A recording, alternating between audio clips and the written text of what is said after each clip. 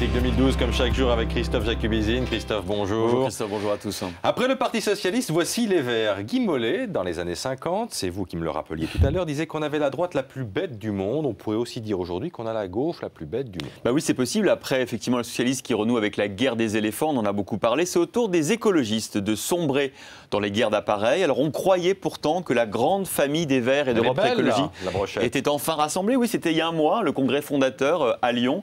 Et on croyait même que les Verts avaient une candidate, Eva Joly, l'ancienne juge d'instruction. Eh bien, pensez-vous, les Verts, c'est d'abord Dallas. C'est effectivement la guerre des chefs et la guerre des clans. Et oui, avec une nouvelle démission, c'était cette nuit.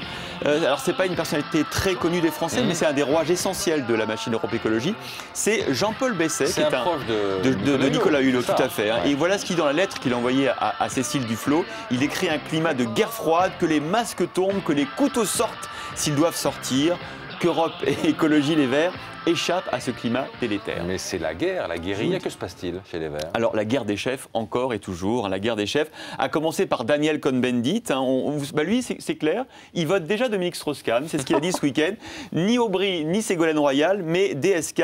Le débat le plus intéressant serait Dominique Strauss-Kahn contre Nicolas Sarkozy. Mais c'est terrible pour Cécile Duflot, ça, qui sera d'ailleurs avec nous à 8h30 chez Jean-Jacques Bourdin. Oui, effectivement, elle avait déclaré, Cécile Duflot, souvenez-vous, que la candidature de DSK lui chiffonnerait un peu le nez. Donc, c'est pas du tout l'avis apparemment de Cohn-Bendit. Surtout que la majorité des Verts, je crois, veut présenter un candidat. Le problème, c'est qui? On sait que Cécile Duflot n'en a pas trop envie. On sait que Eva Joly en a très envie. On sait qu'Yves Cochet est jaloux. Eva Joly s'est lancée dans la politique et dans l'écologie, voilà, 1 an et demi. Moi, ça fait 40 ans, dit Yves Cochet. Et puis, on sait aussi que les Verts ont leur DSK, leur Messie, celui qui pourrait redescendre sur Terre pour faire taire les divisions.